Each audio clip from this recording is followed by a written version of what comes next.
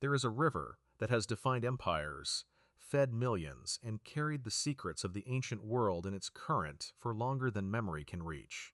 A river so vast, so vital, so central to the survival of an entire civilization that its people believed it was divine, the Nile. 4,000 miles of dark water moving through desert and delta, through marshland and stone canyon, nourishing the most powerful nation the ancient world had ever produced. And it is here, on the banks of this river, in the shadow of monuments, so enormous they still humble us thousands of years after their construction, that one of the most consequential stories in human history begins.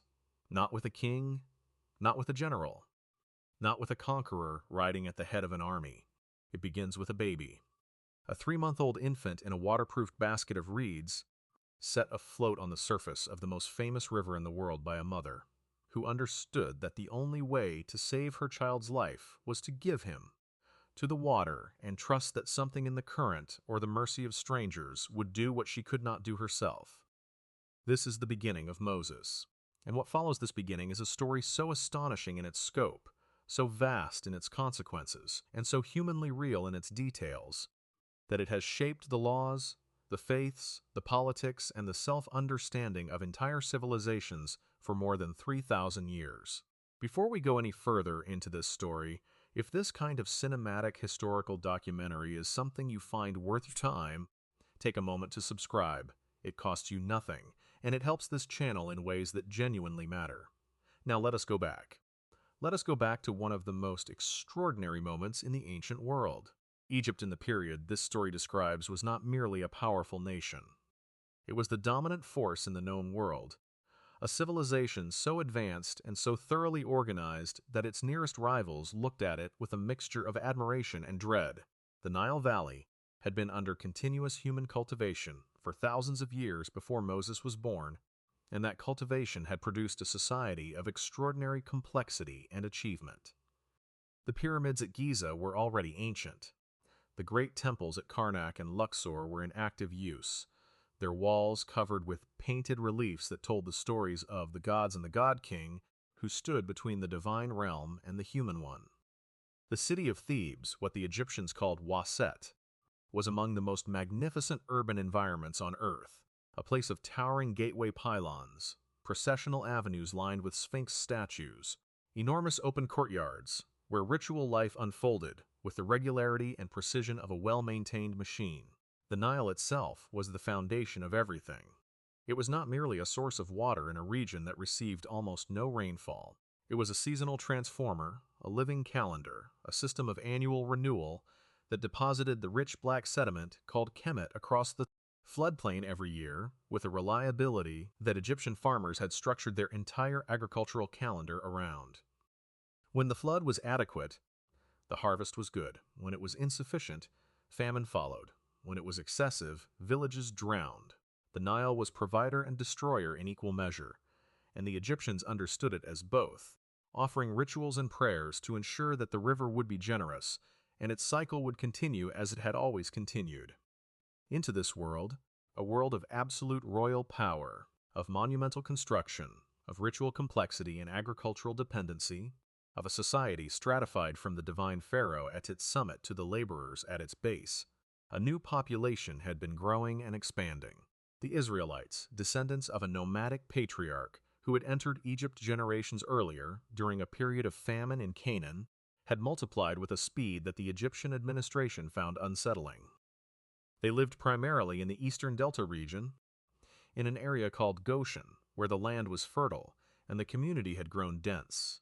What had begun as a family of 70 people had become a population of hundreds of thousands, a nation within a nation, culturally distinct, linguistically different, maintaining their own traditions and their own sense of identity, even after generations of residence in the most powerful country in the world.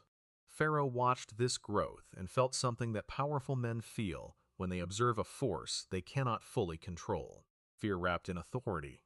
The Israelites had not become Egyptians. They had remained themselves, and they had become numerous, and in the strategic calculation of an absolute monarch, numerous meant potentially dangerous. The response to this fear was the response that authoritarian power has always reached for when confronted with a population it distrusts. Subjugation. The Israelites were reduced to forced labor. This was not the wage labor of ordinary Egyptian workers who built the great monuments under contract or as a form of religious service. This was something categorically different, state-compelled, unpaid, brutal, the kind of labor that strips a person of everything except the physical capacity to continue working. They built cities for Pharaoh. Pithom and Ramesses, storage cities in the Delta, rose from the Egyptian earth on the labor of Israelite backs and Israelite hands. In the heat of the Egyptian sun, under the supervision of Egyptian overseers who answered to an administration whose primary interest was productivity, not welfare. Walk through one of those labor camps in your imagination. The air is heavy with dust and heat. The particular suffocating combination that the Nile Delta produces in the summer months when the sun burns directly overhead, and the humidity from the nearby marshes makes every breath feel like an effort. Men carry loads of mud brick, each brick weighing several kilograms, stacked in baskets that they balance against their backs or carry on their heads with the practiced mechanical efficiency of people who have done this every day for years. Women and older children work in the straw cutting areas, preparing the binding material that gives Nile mud its structural integrity. Old men who can no longer carry full loads do whatever secondary work is assigned to them, mixing water into the clay pits, carrying water to the workers, doing the 100 small tasks that keep the construction moving. The faces of the people in this place carry a particular quality that anyone who has seen sustained suffering knows. Not the sharp expression of immediate pain, but the dulled, persistent endurance of people who have been in pain for so long that they no longer register it as an event. It is simply the texture of their days. The children born in this camp have known nothing else. They have grown up watching their fathers bend under loads that mark the body permanently, that round the shoulders and damaged the spine, and create the physical vocabulary of a generation whose lives were defined by what they were compelled to carry. And yet something in this community survived the compression. Something in the Israelites persisted that the forced labor could not crush, something that lived in the stories told after dark when the overseers were no longer present, in the quiet rituals of the new moon and the Sabbath, in the names given to children, names that carried within them the memory of the ancestors and the promises that those ancestors had received from the God they called by a name so sacred it was almost never spoken aloud, a God who had, they believed, made commitments to them that extended beyond the current suffering, a God who had promised their ancestor Abraham that his descendants would inherit a land of their own. A God who they trusted had not forgotten those promises even now, in the worst conditions their people had ever endured. But something else was happening alongside the slavery. Something that Pharaoh, in his fear of Israelite growth, had decided to add to the already crushing burden of their oppression. A decree, simple, brutal, and absolute. Every male Israelite infant born was to be killed, thrown into the Nile. The very river that gave Egypt its life was to become the instrument of a genocide against the children of a people. Pharaoh feared. It is against this backdrop, in the final weeks of a pregnancy that must have been shadowed by terror, that a woman named Jochebed gave birth to a son. Her situation was desperate in a way that admitted almost no good options. She could comply with the decree and surrender her infant to the river's edge, to the hands of whoever would carry out the order. She could attempt to hide the child, which is what she did for 3 months, a period during which the infant remained in the house, while his mother managed the impossible daily task of ensuring that his cries were muffled, that his existence remained unknown to the neighbors and the Egyptian authorities, whose job it was to enforce the decree. 3 months of sustained, daily, exhausting vigilance, of a mother holding her breath every time her child made a sound, a family living in a state of constant concealment and constant fear. But infants grow, they become louder. Their physical presence in a confined space becomes harder to conceal. Jochebed understood that the hiding could not continue indefinitely, and so she made a decision that speaks to a kind of faith that exists in a dimension beyond calculation. She waterproofed a basket of papyrus reeds with tar and pitch, placed her infant son inside it, and carried it to the bank of the Nile. She placed the basket in the reeds, at the river's edge, in the area where she knew the women of Pharaoh's household came to bathe in the morning, and she stationed her daughter Miriam at a distance, close enough to watch what happened, far enough to remain unnoticed. Then she walked away. No mother has ever done anything harder. What Jochebed was doing, in the only framework that made it possible to do it at all, was placing her child in the hands of the same river that Pharaoh had designated as the instrument of infant death, and trusting that the God of her ancestors would turn that instrument into something else. She was giving her son to the Nile, and trusting that the Nile would give him back. The basket drifted in the reeds. The morning light moved across the surface of the river, and then the women of the royal household arrived. Pharaoh's daughter found the basket. She looked inside and saw the infant, and the ancient account records something remarkably specific. The child was crying, not a theological detail, a human one. She heard the sound that every human being who has ever lived near a baby knows, the particular quality of an infant's cry that triggers something biological and immediate in the nervous system, and she responded to it the way anyone who is fundamentally decent responds to a crying child. With compassion. She knew what she was holding, a Hebrew infant, a child whose existence violated her own father's decree. The realization of this did not cause her to put the basket back in the water. It caused her, instead, to look for a way to care for what she had found. Miriam, watching from the riverbank, moved forward at precisely the right moment. With a composure extraordinary in someone who must have been watching in a state of profound anxiety, she approached the princess and asked whether she should find a Hebrew woman to nurse the child. And so Jochebed was brought back to her own son to nurse him, to be paid by Pharaoh's household for of work raising the child she had surrendered to the river until he was old enough to be brought to live permanently in the palace.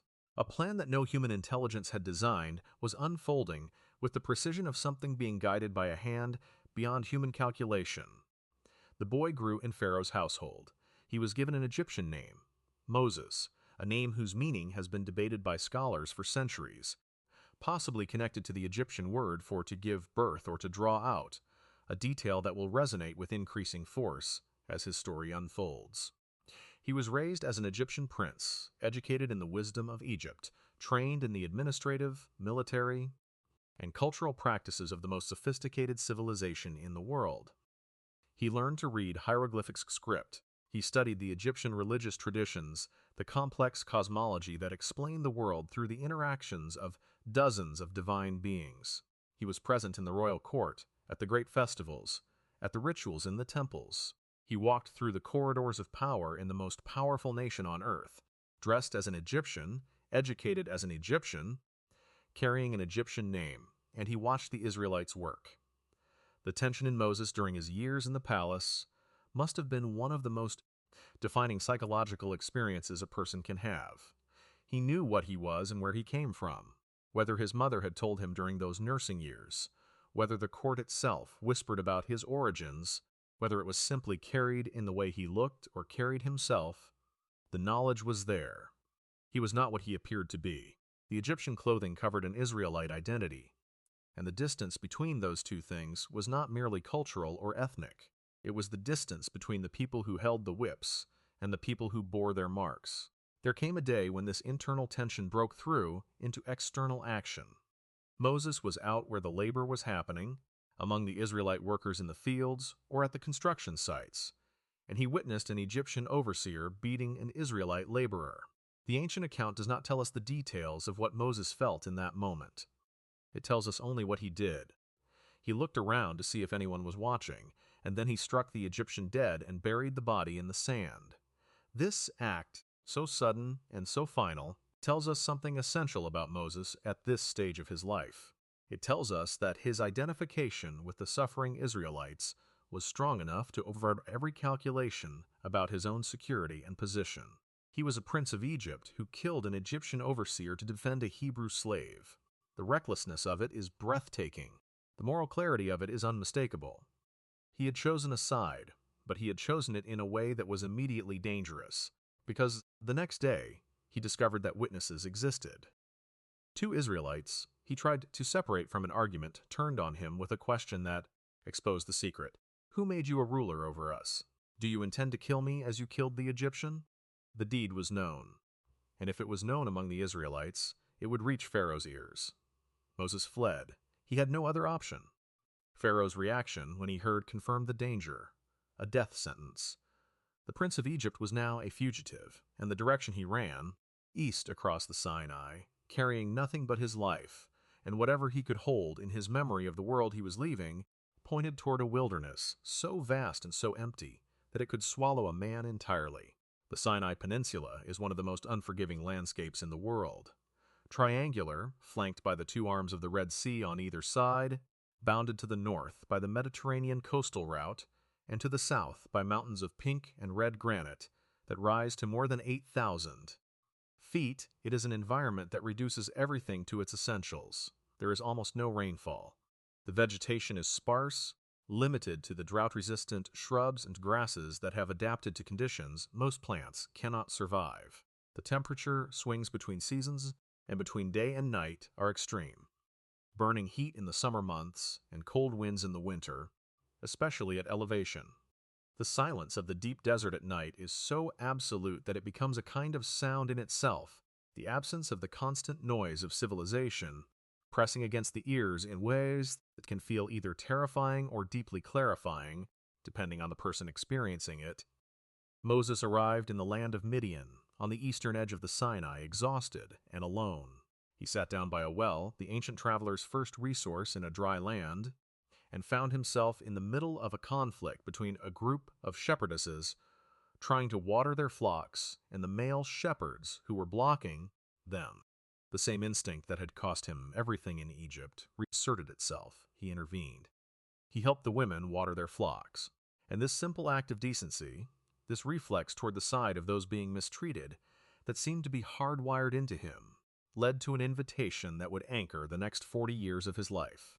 The women were daughters of Jethro, a priest of Midian, a man of spiritual depth and practical wisdom, who recognized in this Egyptian stranger by the well something worth knowing better.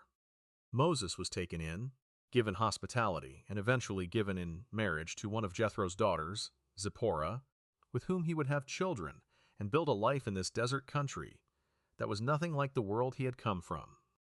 40 years.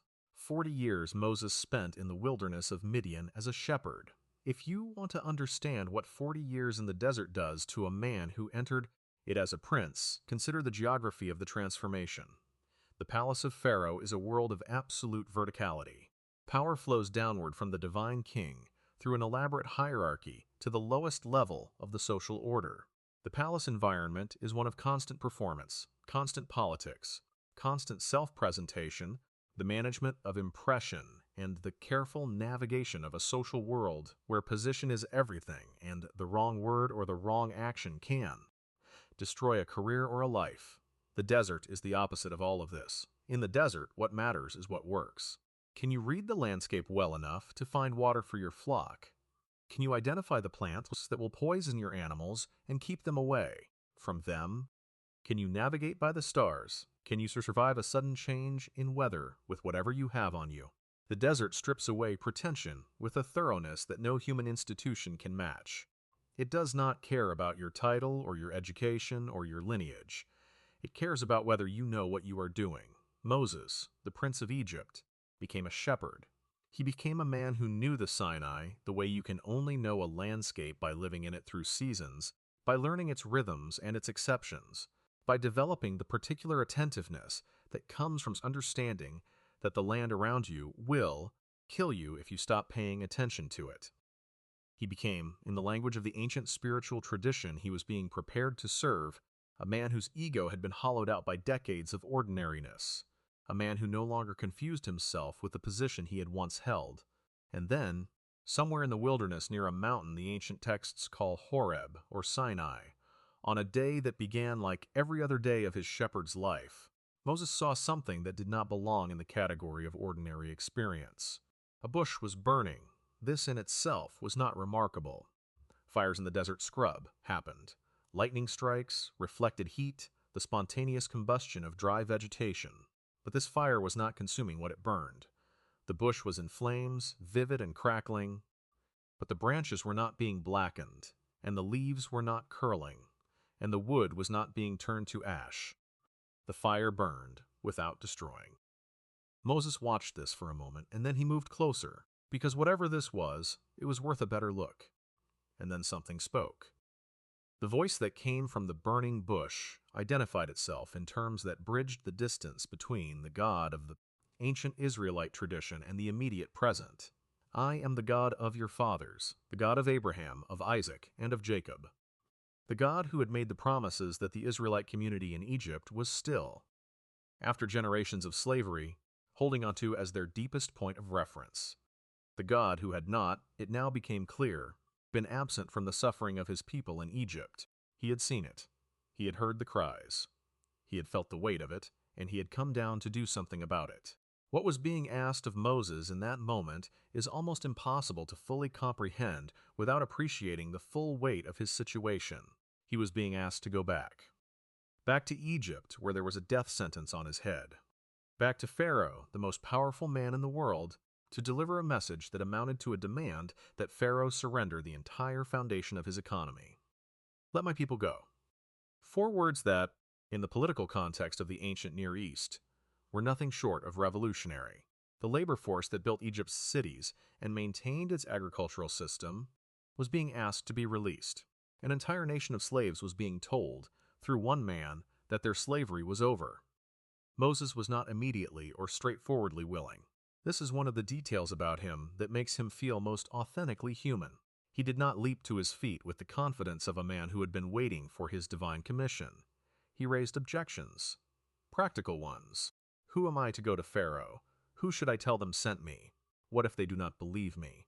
I am not a speaker. I have never been a speaker. Please send someone else. The last objection, the most naked and direct refusal, was met with something that the account describes as divine anger. Not the theatrical rage of a capricious deity, but the frustration of a being who has carefully chosen the right person for an impossible task, and is encountering a resistance that is, in the circumstances, understandable but not acceptable. Moses was told that his brother Aaron would accompany him and would speak for him when words were needed. He was given signs to perform, physical demonstrations that would validate his commission in the eyes of both the Israelite community and the Egyptian court. He was told, with a clarity that should have been unambiguous, that Pharaoh would not release the Israelites easily. The confrontation ahead would be harder and longer and more costly than Moses might hope. Moses accepted. He gathered his family. He said farewell to his father-in-law Jethro. He set his face toward Egypt. The man who had fled across the Sinai 40 years earlier as a fugitive was returning across it as an emissary, carrying a commission from a power that even Pharaoh, for all his divine pretensions, could not exceed. Egypt had not changed. The Nile still moved its dark water through the delta. The temples still rose against the sky. The labor camps still held the Israelites in their grinding routine of production and exhaustion. Pharaoh still sat on his throne in his palace, surrounded by the machinery of the most sophisticated administrative system in the ancient world. He was still the God-King, the living Horus, the embodiment of divine order in the human world. He had not spent 40 years waiting for a confrontation. He had spent 40 years running a country, fighting wars, maintaining the religious and agricultural and administrative systems on which Egyptian civilization depended. Whatever name Moses had once carried in the palace had faded to the status of distant family memory. Moses arrived. He connected with Aaron, who had been sent to meet him in the wilderness. Together, they went first to the Israelite community in Goshen, where Moses presented his commission through the signs he had been given and through Aaron's words. The response of the elders was profound. They listened, they saw the signs, and they bowed in worship, because what they were being told was that the God who had seemed so silent during the long decades of slavery had not been silent at all. He had been preparing, he had chosen a man, he was coming, but before the liberation, there was the confrontation. Pharaoh's court received Moses and Aaron with the casual authority of a power that has never had reason to doubt its own supremacy. The message delivered by Aaron, the words that Moses had been commissioned to speak, were clear. Let my people go. The response from Pharaoh was equally clear and equally revealing of his fundamental character. Who is this God that I should obey him? I do not know this God, and I will not let Israel go. This exchange, so simple on its surface, defines everything that follows. Pharaoh was not uninformed. He was not being asked to acknowledge a god he had genuinely never heard of, and whom he was prepared to consider fairly. He was being asked to acknowledge a power above his own, and that he refused absolutely. In his theological framework, Pharaoh himself was divine, the god of a slave people, a god with no temple in Egypt, no statue, no organized priesthood, no visible presence in the official religious life of the kingdom, was not a being he was prepared to recognize as superior to himself. The refusal was not merely political. It was theological, a declaration that his own divinity was not going to yield to a challenge from a deity did not recognize. He did more than refuse. He increased the burden on the Israelites. Previously, straw had been provided to the workers for brick making. Now they would have to gather their own straw while maintaining the same production quotas. The cruelty of this is deliberate and calculated. It was designed to show Moses what his interference had cost his people, to turn the Israelite community against the man who claimed to be their deliverer. It very nearly worked. The Israelite foremen, beaten by Egyptian overseers for failing to meet the new impossible quotas, went to Pharaoh to complain and then turned on Moses in fury. "You have made us offensive in the sight of Pharaoh. You have given him a reason to kill us." Moses returned to the God who had sent him, and in that return, in the vulnerability and confusion of his complaint, we see something essential about his character at this stage. He was not yet the towering figure of tradition. He was a man in over his head, carrying a commission whose dimensions he had not fully grasped. Watching his early efforts produced the opposite of the intended result. The response he received did not offer immediate comfort. It offered something more important: clarity about what was actually happening, and a commitment that it would be completed. What followed was one of the most dramatic sequences in the entire ancient record. 10 plagues, 10 interventions in the natural systems of Egypt, each one more severe than the last, each one targeting something central to Egyptian life, economy, religion, or survival, and each one demonstrating the fundamental point that Pharaoh's power had limits he had not previously encountered. The Nile, the sacred river, the giver of life, turned to blood. The water in every channel, every reservoir, every clay pot in every Egyptian household became undrinkable, and the fish that the Egyptians depended on died in their thousands, their bodies floating to the surface and filling the air with a smell of death. For 7 days, the river that was the foundation of Egyptian civilization was not a river. It was a wound. Then came the frogs. Not the ordinary frogs that lived in the delta marshes and were, in Egyptian religious tradition, associated with the goddess of fertility. These were frogs in numbers that defied a natural explanation, emerging from the Nile and the irrigation channels in such quantities that they covered the ground, filled the houses, were found in the bread ovens, and the kneading bowls were present in every room of every building in Egypt, including the palace. The sound of them at night, the constant presence of them underfoot, the impossibility of going anywhere or doing anything without encountering them, was both practically debilitating and deeply symbolically charged. The creature Egypt honored as a sign of life had become a plague, then gnats, then flies, then a pestilence that struck the Egyptian livestock and left the Israelite animals untouched. Then boils, painful and disfiguring, breaking out on the skin of every Egyptian, from the lowest laborer to Pharaoh's own magicians, who had, in the earlier plagues, attempted to duplicate what Moses and Aaron were doing, and had eventually found themselves unable to. Then hail, violent and unprecedented, storms that flattened crops and killed animals left in the open, accompanied by lightning that struck the earth with a ferocity that Egyptian weather did not normally produce. Then locusts, clouds of them, eating everything the hail had left, stripping the landscape clean of every green thing in a matter of hours, turning the fertile Nile Valley into something that looked like the desert beyond its borders. Then darkness. A darkness so complete and so physical that the ancient account describes it as a darkness that could be felt, a phrase that has led scholars to speculate about its natural origin, whether a massive sandstorm, a solar eclipse of unusual duration, or some atmospheric event for which modern meteorology has no precise parallel. For 3 days the sun did not shine in Egypt. The society that organized its calendar, its religion, its agricultural cycle, and its entire cosmological framework around the movements of the sun. Experience those 3 days as a fundamental disruption of the order of the universe. And in the land of Goshen, the texts say, there was light. Each plague, as it came, created the same sequence in Pharaoh. When the pressure was at its height, he summoned Moses and made offers. Take your people and go, he would say, but leave your livestock. Or go, but not too far. Or the men can go, but the children must stay.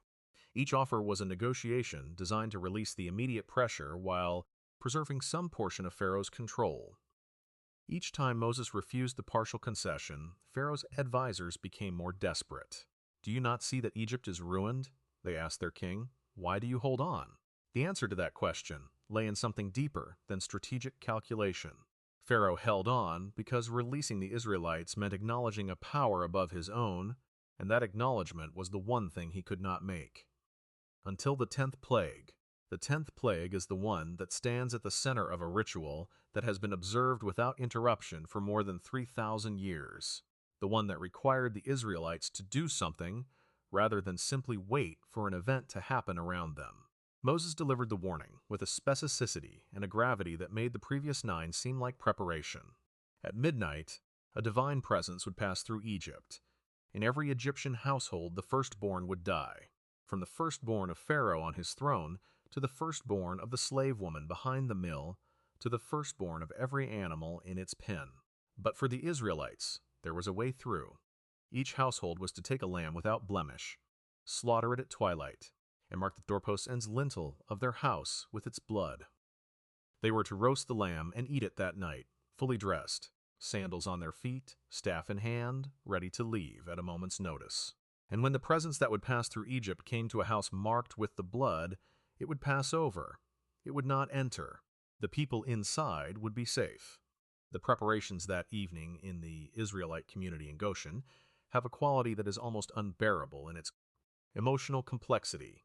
Families gathering in their homes, fathers marking the doorframes with blood in the growing dark, mothers preparing the meal with the particular focused attention of people who understand that what they are doing is not ordinary, that this meal is different from every meal that came before it, that something is being inaugurated tonight that will be remembered and reenacted for longer than any of them can imagine. Children asking questions, the youngest in the family asking the questions that the ritual would later formally assign to them. Why is this night different from all other nights? Because on this night, everything was going to change. At midnight, the ancient account says, a cry went up from Egypt. Every Egyptian household, from the smallest mud brick home in the Delta villages to the greatest palace in Thebes, was struck by the same loss. The firstborn were dead. Pharaoh himself, in his palace, with all the rituals of divine protection that surrounded him, was not exempt. The theological claim of the 10th plague was absolute. The God of Israel was not a local deity, not a god of a particular people or a particular territory, with jurisdiction limited to the concerns of the slaves in Goshen. He was the God of everything, and the most powerful man in the world found out what that meant midnight. Pharaoh sent for Moses. In the middle of the night, in the ruins of what he had believed about himself and his power, he summoned the man he had been defying for months. Get out. Go. Take your people. Take your livestock. Go and worship your God as you have asked. Be gone. The capitulation was total, sudden, and absolute, not a negotiation, not a conditional release, an expulsion, driven by a grief so large and a fear so sudden that the calculation about the economic cost of losing his labor force simply ceased to matter. And so began the Exodus. Hundreds of thousands of people. The ancient account gives numbers that scholars have interpreted in various ways, setting out from their settlements in Goshen in the middle of the night, carrying what they could, their livestock moving in great herds around them, their children on their shoulders, or walking beside them, the elderly supported by their families. They had not fully packed for this, because they had not known, could not have known, the precise moment of departure. They took dough without leaven, because there was no time to let it rise. They took the gold and silver objects their Egyptian neighbors, moved by something that the ancient text describes as the Egyptians being favorably disposed toward the Israelites, had given them when asked. They took their memories and their traditions and the promise that they had been holding for 400 years, the promise that there was a land waiting for them, a land they had never seen, a land whose existence they had taken on faith through the long darkness of their slavery. They walked out of Egypt, through the night and into the first gray light of a dawn unlike any they had experienced. The air was different outside the borders of Egypt. The sounds were different. The sky ahead of them, in the direction they were moving, was the sky of a world they had not yet entered. Moses led them. Not alone, the ancient account describes a pillar of cloud by day and a pillar of fire by night, a visible sign of divine guidance that oriented the massive, unwieldy human column moving through the wilderness and confirmed to every person in it that they were not navigating by human intelligence alone. They moved toward the Red Sea, toward a geography that would produce the most dramatic and defining moment of the entire Exodus narrative. Because Pharaoh changed his mind. The grief of midnight had produced the capitulation of the early morning. But grief diminishes with time, and calculation reasserts itself, and by the time Pharaoh and his advisors had gathered their thoughts, a different arithmetic was presenting itself. They had just released their entire labor force. The economy of Egypt ran on the production that those hundreds of thousands of workers had generated.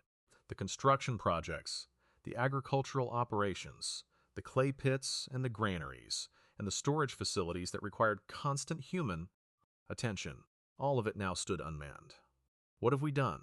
The account records Pharaoh asking, "What have we done, letting Israel leave our service?" The answer he chose was the answer of a man who has not yet fully understood what he has been dealing with. He assembled his army, the finest military force in the ancient world, chariot corps and infantry, the elite units that had extended Egyptian power across the ancient Near East for generations, was mobilized and sent east. Catch them. Bring them back. The Israelites, moving through the wilderness with their enormous column of people and animals and possessions, were not a fast-moving force. They were a nation in motion, with all the logistical complexity that implies. Pharaoh's army was fast, professional, and highly motivated. The distance between the pursuing army and the retreating community was closing. Those at the rear of the Israelite column would have seen the dust first. A cloud on the western horizon, moving toward them with a speed that no civilian community could match. The sound would have come next.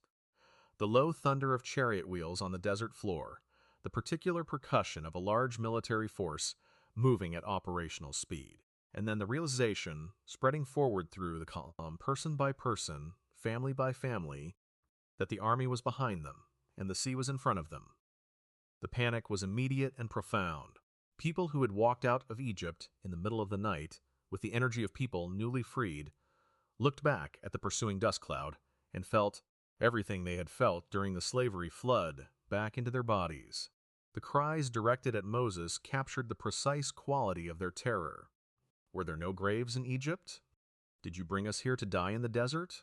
We told you to leave us alone. We told you it was better to be slaves in Egypt than to die in the wilderness. Moses faced the crowd with a steadiness that the moment did not naturally invite. Stand still. Watch. The God who brought you out of Egypt will fight for you. You only need to be still. What happened next at the shore of the Red Sea is the hinge point of the entire Moses narrative, the moment that more than any other has defined how this story is remembered. Across 3,000 years of retelling, the waters parted, a strong east wind blew through the night, and the ancient account describes the seafloor becoming dry ground between walls of water on either side. The Israelites crossed, all of them. Every person, every animal, every family with their possessions crossed through the sea on dry ground, with the water held back on either side. The Egyptian army followed. The account describes the Egyptian pursuit as initially proceeding down the same dry pathway through the sea, and then something changing. The wheels of the chariots began to come off, or to sink, or to bind. The army that had been moving with mechanical precision found itself suddenly unable to operate. The Egyptians themselves, in the version of events that the ancient text preserves, recognized what was happening and tried to reverse course. Their God is fighting against us. Let us flee. They did not flee in time. When the Israelites were safely across, the waters returned. The sea came back over the Egyptians, over their chariots and their horses and their riders. The army that had pursued the Israelites was gone. The finest military force in the ancient world had been swallowed by the same sea that the people it had pursued had walked through on dry ground. Moses and the Israelites stood on the eastern shore of the sea and looked back at the water. Not a single Egyptian soldier remained. The army was gone. The threat was gone. The sea moved with its ordinary rhythms, dark and deep and entirely indifferent to the catastrophe it had just concluded. Miriam, Moses' sister, who had watched over the basket on the Nile decades earlier, who had been part of this story from its very first hours, took a tambourine and led the women of the community in song and dance. Moses led the men in a song of triumph that the ancient texts preserve in some of the oldest Hebrew poetry that has survived, poetry whose rhythms and imagery carry a rawness and immediacy that suggests they were composed very close to the event they describe. The horse and its rider he has thrown into the sea. The Lord is my strength and my song. But liberation is not the same as arrival. The Israelites were free. They were also in the wilderness. The sea was behind them. The desert was in front of them. The land that had been promised to them was somewhere ahead, past the Sinai, past the boundaries they could see from where they stood. And between the shore of the sea and the promised land lay a journey that would test them, in ways that the slavery in Egypt, for all its cruelty, had not prepared them for. The wilderness of Sinai is not a landscape that forgives. The Israelites discovered this within days of their crossing. The water at Marah was bitter, undrinkable. The food they had carried from Egypt was running out. The diet they had known in Egypt, the leeks and the onions and the fish and the bread, was unavailable in the desert. Hunger and thirst do things to communities that freedom has not yet fully formed, and the Israelites, who had spent generations under a system that told them what to do and where to go and how to work and what to eat, found that the open horizon of freedom came with demands they had not anticipated. Responsibility, self-organization, trust in a leadership, and a God that they could not always see or hear or physically verify. Moses bore the weight of their complaints. He bore it continuously, patiently, with occasional expressions of his own exhaustion and frustration to the God who had commissioned him. The people needed water, and Moses struck a rock, and water came out. The people needed food, and manna appeared in the morning, a substance the ancient texts describe as thin, white flakes covering the ground like frost, sweet like honey and coriander seed. Something that no one had a prior category for, something that required a new name because nothing in their previous experience had prepared them for it. Quail arrived in numbers that provided meat for the community through the night. The natural systems of the wilderness, which should have been unable to sustain a population of this size, were operating outside their normal parameters. And eventually, moving through the wilderness by stages, the Israelite community came to the mountain, Mount Sinai, Horeb, the place where Moses had heard the voice from the burning bush, where the entire commission had begun, where the God of their ancestors had identified himself to Moses and sent him back to Egypt. The community camped at the base of the mountain, and Moses went up. What happened on Mount Sinai sits at the center not only of the Moses story, but of the entire subsequent history of Western civilization. The encounter between Moses and the divine at the summit of that granite peak in the Sinai wilderness produced a document, a set of principles and laws and instructions that became the foundation of the legal and ethical framework of three of the world's major religious traditions, the framework from which most of Western moral philosophy ultimately derives, the basis of legal systems that still govern billions of people today. The Ten Commandments are so deeply embedded in Western culture that they have become almost invisible, like the water a fish swims in. But consider them fresh. Consider them in the context of the world in which they were given. A community that had been slaves for 400 years, that had lived under a system of absolute external authority, that had no experience of self-governance, that had maintained their identity through memory and tradition, but had not been organized as a functioning political entity, was receiving, through Moses, a constitution, a set of defining principles about who they were and how they were to live, and what they were to be to each other, and to the God who had brought them out of Egypt. Moses spent 40 days on the mountain, the community at the base, waiting in the desert without their leader, without visible divine guidance, without certainty about when or whether Moses would return, experienced the waiting as a form of spiritual and psychological pressure that eventually broke through in one of the most famous acts of communal failure in the entire ancient record. They went to Aaron. They demanded something they could see, something physical, something that answered the human need for a visible representation of the divine. Aaron melted their gold jewelry, cast it in a mold, and produced a calf. The golden calf became the focus of a celebration that the ancient text describes in terms that suggest it went considerably beyond mere religious ceremony, a celebration that the God looking down from the mountain saw as a fundamental betrayal of the covenant that was being given at the very moment the betrayal was taking place. Moses came down the mountain carrying 2 stone tablets inscribed with the commandments. He came down to the sound of celebration from the camp. He came around the corner and saw what they were doing, and in a gesture that remains one of the most viscerally powerful images in the entire story, he threw the tablets to the ground, and they shattered. What followed was a reckoning with what the community had done, with what it revealed about the depth of the transformation that was still required, with the question of whether this covenant could survive its own violation at the moment of its making. Moses interceded. He stood between the people and a divine anger that the ancient account describes as being so severe that it threatened the entire project of the liberation, he argued, he reasoned. He appealed to the promises made to the ancestors. And the account says the intention to destroy was relented from. Moses went back up the mountain. New tablets were carved. The covenant was renewed. The law was given again, and this time it came down with Moses, bearing on his face a radiance that the people found so overwhelming they asked him to cover it when he spoke to them. Whatever had happened on that mountain, whatever Moses had experienced in those encounters at the summit, it had left a physical mark visible to everyone who looked at him.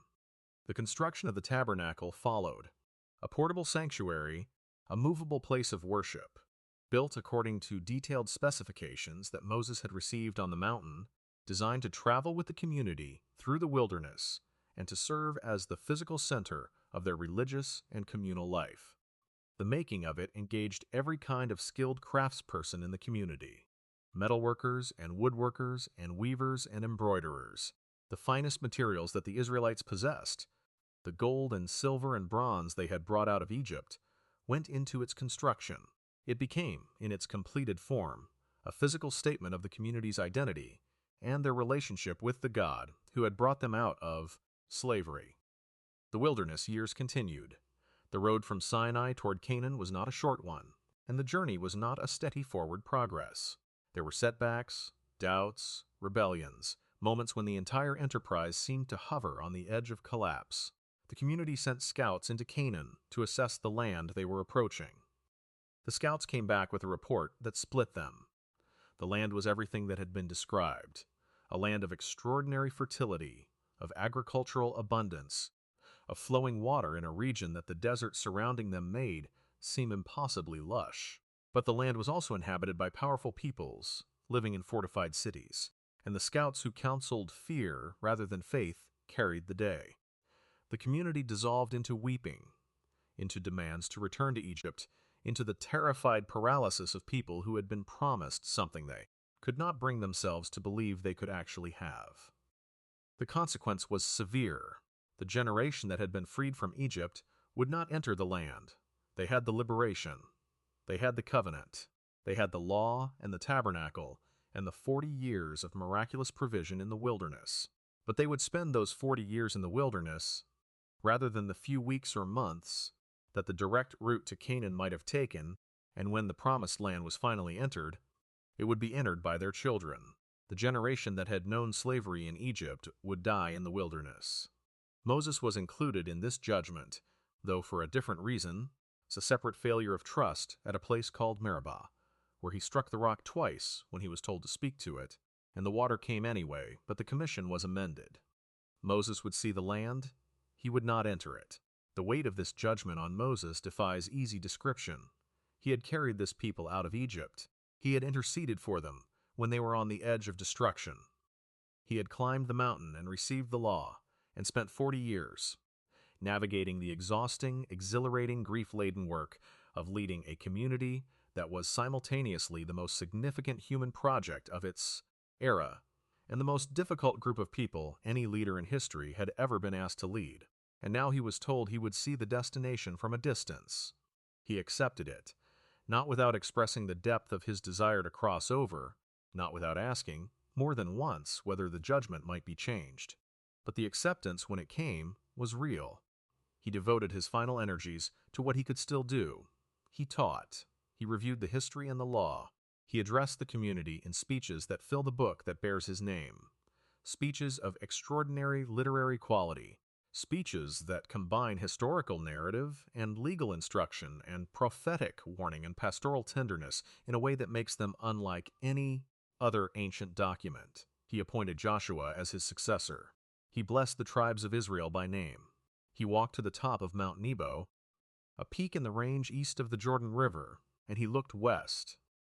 The ancient account says he saw the entire land from where he stood, from the Negev in the south to the mountains of Lebanon in the north, from the Jordan Valley in the east to the Mediterranean coast in the west. He saw Jericho, the city of palms, in the valley below. He saw the land that the promises of 4 centuries had been aimed at, the land that the children around him in the camp would be crossing into without him. And then Moses died, the man who had been found in a basket on the Nile, who had been raised in a palace and exiled in the desert, and encountered a burning bush, and stood before Pharaoh, and led a people through the sea, and received the law on a mountain, died on the top of another mountain, looking at a land he had never entered. The ancient text says that God buried him in a valley in the land of Moab, and that no one has ever found his grave. He was 120 years old. His eyes were still clear. His strength had not left him.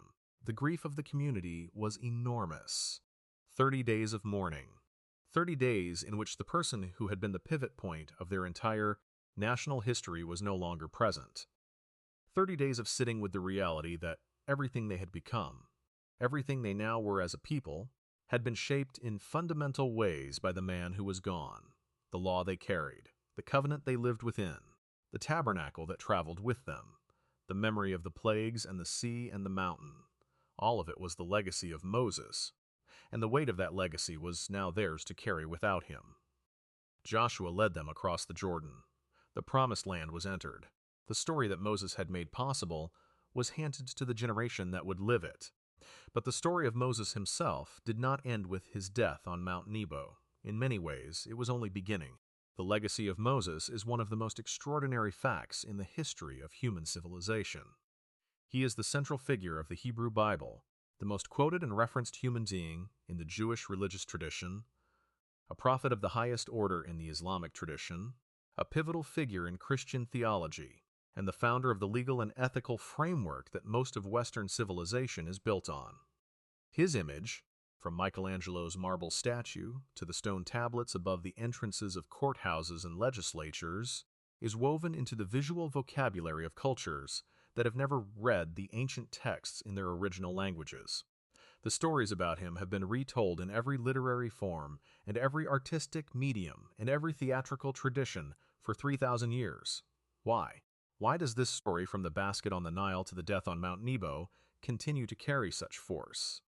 What is it about this particular life that gives it the capacity to reach across 3 millennia and find an audience in every era and every culture that encounters it? Part of the answer lies in the story's refusal to make Moses simple. He is not a hero in the conventional ancient sense, a man of supernatural powers who moves through the world without doubt or failure. He is a man of doubt. He is a man of failure. He is a man whose greatest gift, his capacity for passionate identification with the suffering of others, is also the source of his greatest mistake, the reckless violence that cost him his place in Egypt and set in motion the long arc of exile and wilderness and return. He is a man who argued with God, who complained, who got angry, who sometimes got it wrong. He is, in other words, recognizably human, and the extraordinary things that happened through him did not happen because he was extraordinary in a way that placed him beyond the reach of ordinary human identification. They happened because he was willing, imperfectly and reluctantly, and with all his doubts intact, to be used for something larger than himself. This is the note on which his story resonates most deeply across the centuries.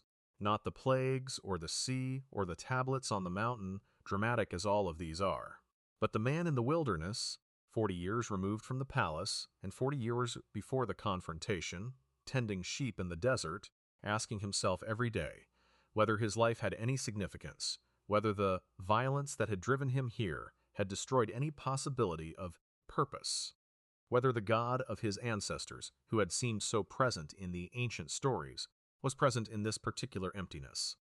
And then the bush burned without being consumed, and the voice spoke, and the man with all his doubts and failures and reluctance found that the wilderness years had not been the end of his story after all. They had been the preparation for it. The Nile still flows. The Sinai still stands, its granite mountains rising in the clear desert air with the same geometry they had when a shepherd followed his flock around their base and saw a fire that did not consume.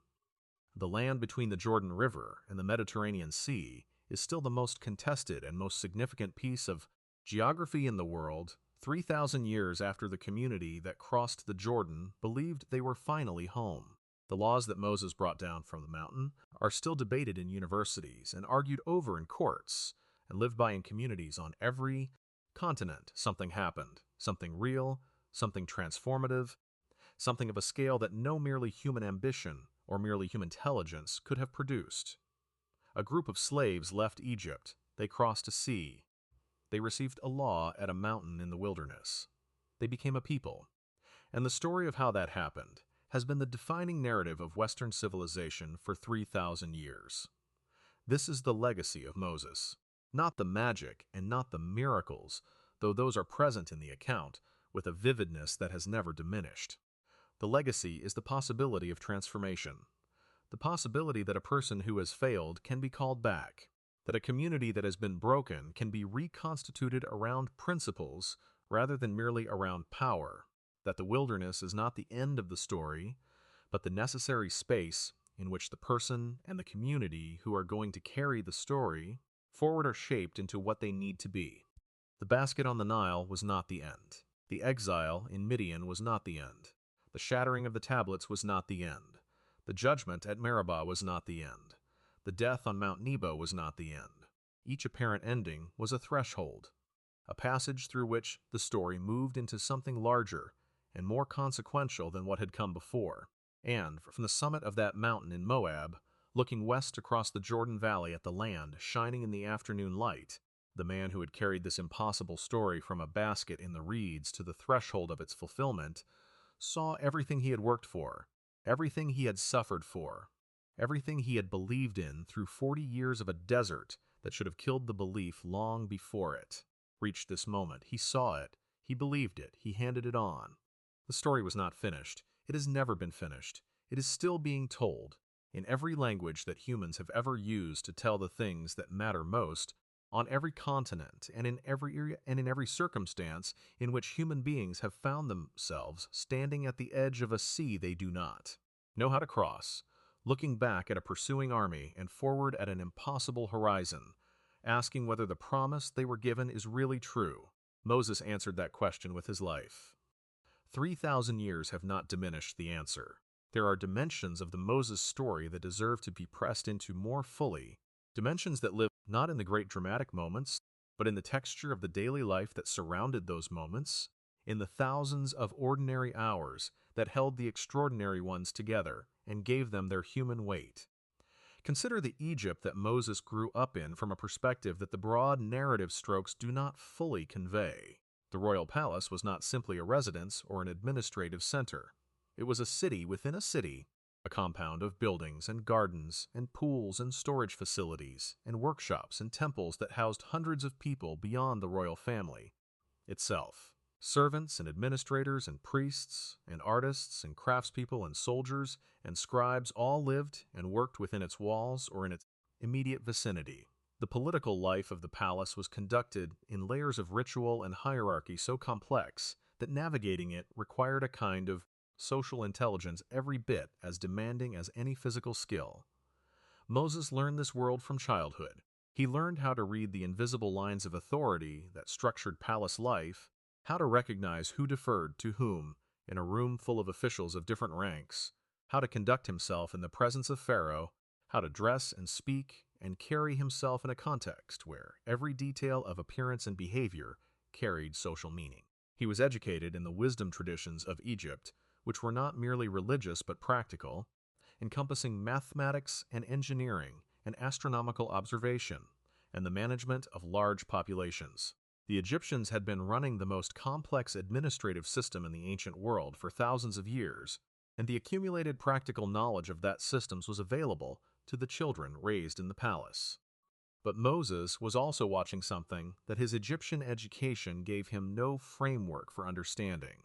He was watching the people who had made him, or whose community had made him, being ground down by the very system he was being trained to perpetuate. He walked through the construction sites and saw the labor. He walked through the Delta countryside and saw the Israelite settlements, the mud brick houses and the community life that had survived intact inside the cage of slavery. He saw the faces of the people, not the abstracted category of Hebrew slave, but individual human faces, faces that carried within them a humanity he could not deny because it was his own humanity. The psychological complexity of Moses' position in the palace years is something that no simple narrative can fully capture. He was living a double life, not through any deliberate deception of his own creation, but because the world had constructed the deception around him at his birth. He had an Egyptian name and an Egyptian education, and an Egyptian address, and Egyptian clothing, and an Egyptian social position. And he had a Hebrew mother and a Hebrew community and a heritage of promises made to Hebrew ancestors by a God that the Egyptians did not recognize and would not have respected. The day he killed the overseer was the day the internal tension resolved itself into external action. But the resolution did not make things clearer. It made them more dangerous, and ultimately more clarifying in a different way. By forcing Moses out of Egypt, by closing the door on the life he had been living, it began the long process of answering the question that his peculiar origins had always been raising. What were those origins for? What was the purpose behind the survival of the infant in the basket? Behind the extraordinary chain of coincidences that had placed a Hebrew child in the household of Pharaoh's daughter? Was it accidental? Was it random? Or was it part of a design whose full dimensions Moses had not yet been given to see? In Midian, the question had no immediate answer. In Midian, Moses was a shepherd. The reduction from prince to shepherd is so stark that it deserves more than passing acknowledgement. The gap between those two social positions in the ancient world was not merely economic. It was comprehensive. A prince of Egypt occupied one of the highest positions in human civilization. A shepherd in the Midianite wilderness occupied a position near the bottom of the social hierarchy of a tribal society on the margins of the civilized world. The physical work was hard, the social status was low, the intellectual life was limited by comparison to the palace education, and the daily concerns were the basic concerns of animal husbandry, water and pasture and predators and disease, and the endless, patient attention that tending a flock demands. And yet, there is something that the wilderness does to a person that the palace cannot do, something that the reduction to simplicity and solitude and physical work produces in a human mind that the complexity and status and social performance of palace life actively prevent. The desert strips away the noise, not just the literal noise of a busy urban environment, though it strips that away too, but the internal noise of the constructed self, the elaborate performance of identity that any person, embedded in a complex social hierarchy, maintains continuously and often unconsciously. In the desert, with no audience, with no social position to maintain, with nothing between the person and the landscape, and the sky and the silence, something essential becomes audible. Moses spent 40 years in that silence. 40 years learning the Sinai not as a traveler or a soldier moves through it, crossing it as quickly as possible on the way to somewhere else, but as a person who lives in it, who knows its seasons and its water sources and its weather patterns, who has camped in its canyons and crossed its wadis in flash flood season and watched its granite mountains turn pink and gold in the light of sunrise and sunset.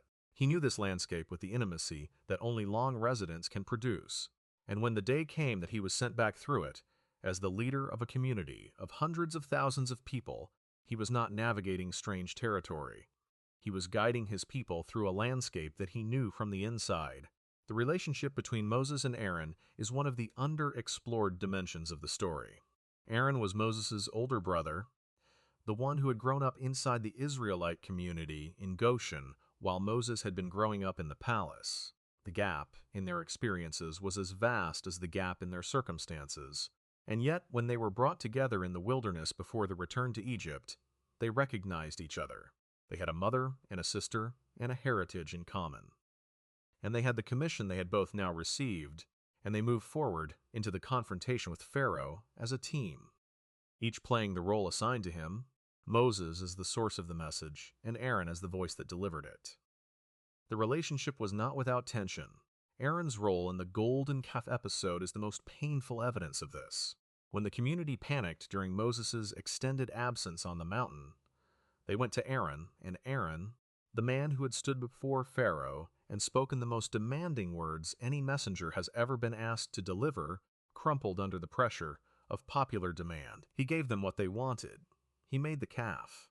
Whether this was weakness or a calculation that giving the people something manageable was better than the alternatives is a question the ancient text does not fully answer.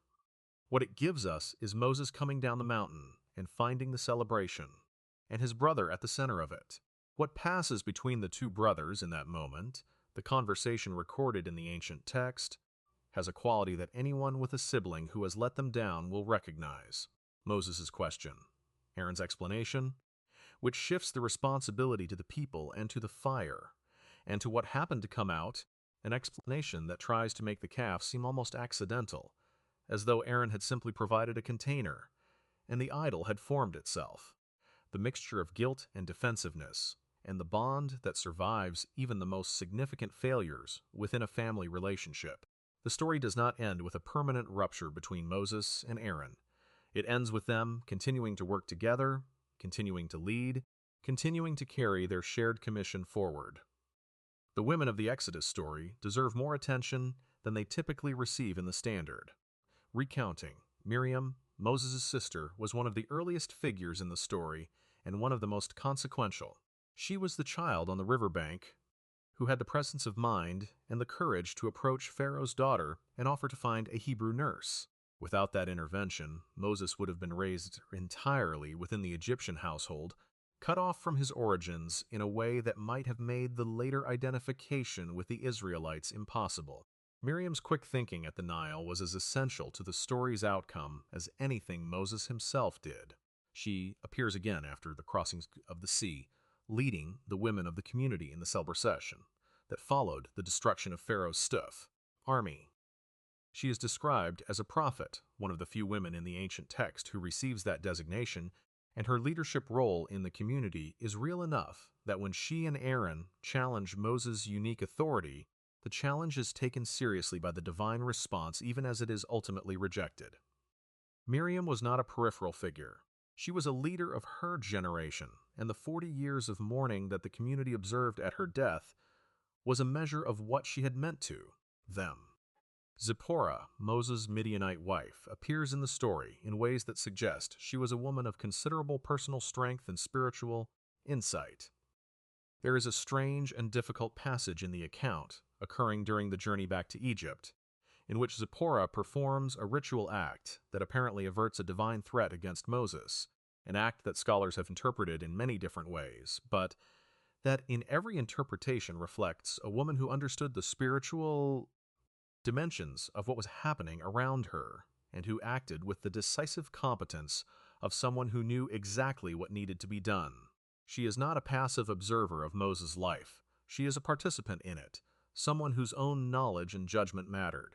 The Israelite women who are mentioned collectively throughout the wilderness account, the women who kept the community's domestic life functioning during 40 years of desert travel, who raised children in the open air without the fixed domestic infrastructure of settled life, who maintained the traditions and the knowledge and the social fabric that held the community together between the great dramatic moments, represent a dimension of the Exodus that the main narrative only partially captures. The survival of a community of this size through 4 decades in the wilderness was not accomplished only through the leadership of Moses and the miracles that sustained the community. It was accomplished through the daily work of people who are largely unnamed in the account, people who cooked and cleaned and nursed and taught and mourned and celebrated and kept the whole enormous enterprise of being a people moving forward through the difficult years. The generation that died in the wilderness and the generation that inherited the promise are a study in contrast that the book of Deuteronomy makes explicit. The generation that left Egypt had known slavery. They had known what it was to have no agency, no choice, no ownership of their own labor, or their own time, or their own movements. Their reflexive response to difficulty was the response that people who have been conditioned by slavery develop: the desire for a known oppression over an unknown freedom, the preference for the misery they understood over the uncertainty they did not. Egypt, for all its brutality, had been predictable. The wilderness was not. Moses understood this. His frustration with the community, recorded in the ancient texts with a candor that does not soften his moments of anger and impatience, was the frustration of a leader who could see the gap between what the people were and what they needed to become, and who understood that the journey through the wilderness was not an unfortunate detour, but the necessary process by which that transformation would occur. You cannot take the slavery out of people by liberating their bodies. The liberation of the mind and the spirit is a longer and harder and more painful work, and it takes generations rather than weeks. The giving of the law at Sinai was the beginning of this deeper liberation. The commandments that Moses brought down from the mountain were not primarily a set of restrictions, a list of things that the Israelite community was no longer permitted to do. They were a constitutive document, a statement of identity, a declaration of what this community was and what it stood for, and how it would organize its life. The prohibitions within the law were the negative expression of a positive vision. A community that honored the divine, that protected the vulnerable, that maintained the integrity of family life, that told the truth, that respected what belonged to others.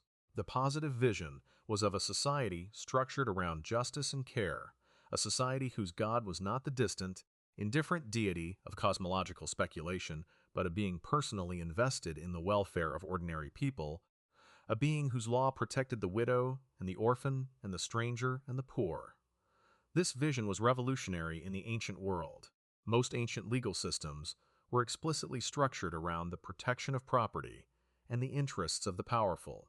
The law codes of Mesopotamia, the nearest parallels to the Mosaic law in terms of their antiquity and cultural context, protected the weak to some degree, but within a fundamentally hierarchical framework that accepted the social order more or less as it was.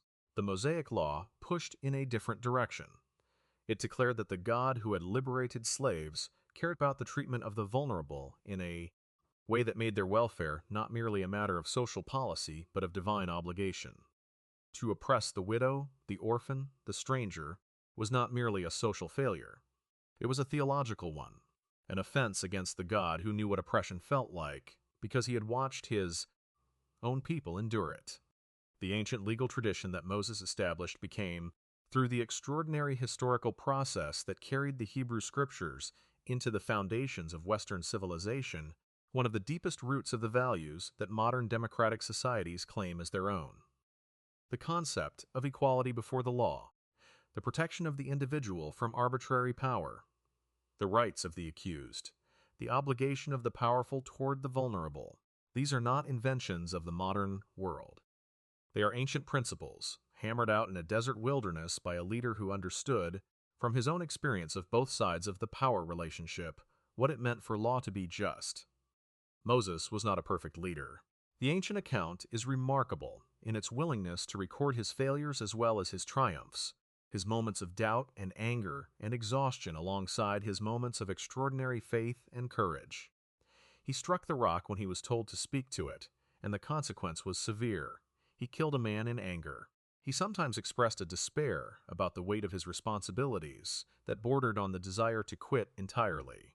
He was human in ways that the tradition that followed him could easily have smoothed away if it had chosen to, but did not choose to. Because the tradition understood that the humanity of Moses was not a flaw in the story, but its most important feature. The 40 years in the desert were not wasted years. They were years of formation, years in which a people who had been defined by their oppression were slowly, painfully, through trial and failure and renewal and more failure, being shaped into a people capable of building a civilization. The law was the framework. The covenant was the foundation. The community's history of struggle and survival and divine provision was the shared memory that would hold them together through the challenges ahead. And Moses was the teacher, the leader, the intercessor, the voice who translated between the divine vision and the human reality, who held the space open between what was promised and what was possible for long enough that the gap began to close. The view from Mount Nebo on the day Moses died encompassed not only the geography of the Promised Land, but the full sweep of the story he had lived. From the basket in the Nile to the stone tablets on the mountain, from the burning bush in the Midianite wilderness to the parted waters of the sea, from the first tentative conversations with an Israelite community that did not yet fully believe in what Moses was telling them, to the speeches of Deuteronomy given to a community that had lived through 40 years of wilderness and was finally, standing on the threshold of the fulfillment of a promise that had been made to their ancestors 4 centuries earlier. He had not done any of this alone. He had done it with Aaron and Miriam. He had done it with Jethro's wise advice, given at a moment when Moses was burning himself out by trying to judge every dispute in a community of hundreds of thousands by himself. He had done it with the loyalty of Joshua, who would carry the work forward after Moses was gone.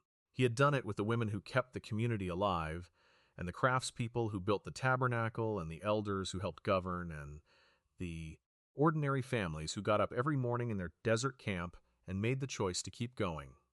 But the weight of the story, the central thread, ran through Moses, and when that thread reached its end on the top of Mount Nebo, the story did not end with it.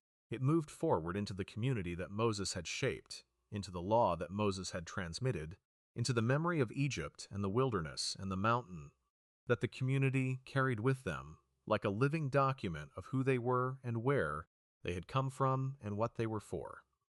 Every generation that has carried this story forward has found in it something that spoke directly to its own situation. The enslaved have found in it the promise of liberation. The exiled have found in it the promise of return. The legally vulnerable have found in it the principle of their protection. The morally confused have found in it the clarity of the commandments. The spiritually empty have found in it the burning bush that does not consume, the sign that something real is present in the world, and that its presence can be encountered, directly and personally, by ordinary people going about their ordinary lives.